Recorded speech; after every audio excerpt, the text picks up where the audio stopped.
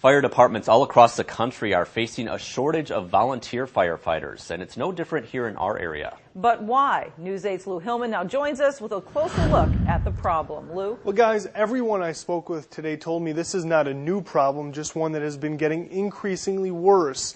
And it matters because volunteer firefighters make up 70% of the nation's force. And one of the #1 reasons is just the time commitment. When Onalaska firefighters respond to a call, there's a good chance the majority are volunteers. 2/3 of the firefighters work other jobs, but also carry a pager and what is known as paid on call. But even with compensation, Assistant Chief Troy Goody says the department's having a tough time keeping its volunteer staff. And so we really can't afford to train somebody and then get them at the top of their game in 2 years and then have them leave the department. One of the main reasons for the drain is the increased training standards for all firefighters, volunteers included.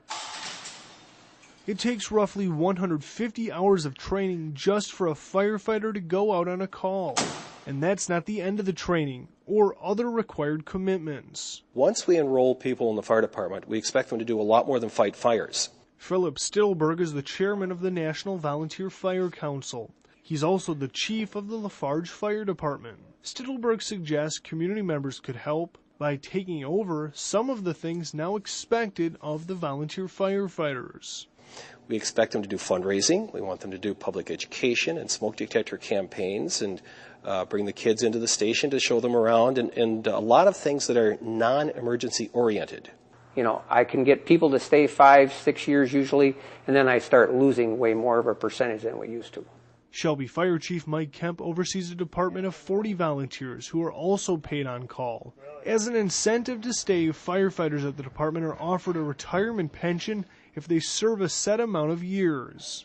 We've had probably pretty good luck with it, I would say, over the last 10 years. It's funded partially by the state and the town. But Kemp says it's still an uphill battle to recruit and retain good staff. And everybody nowadays has so much more on their plate to do.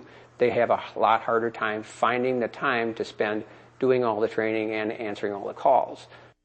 Now, fire officials I spoke with say the pension program is helping with the problem, but is not an absolute fix. Now, you did mention earlier that 70% nationwide are volunteer firefighters, but when it comes to the state of Wisconsin, what are we talking about as far as departments go being just volunteers? Yeah, the state did a survey a few years ago, and of the 860 fire departments, about 700 were exclusively volunteer, which is about 82%, and then on top of that, another 100 use a combination of volunteer firefighters, so the answer is a lot. Yeah, I think that's a number a lot of people probably didn't realize, like you said. All right, thanks, Lou.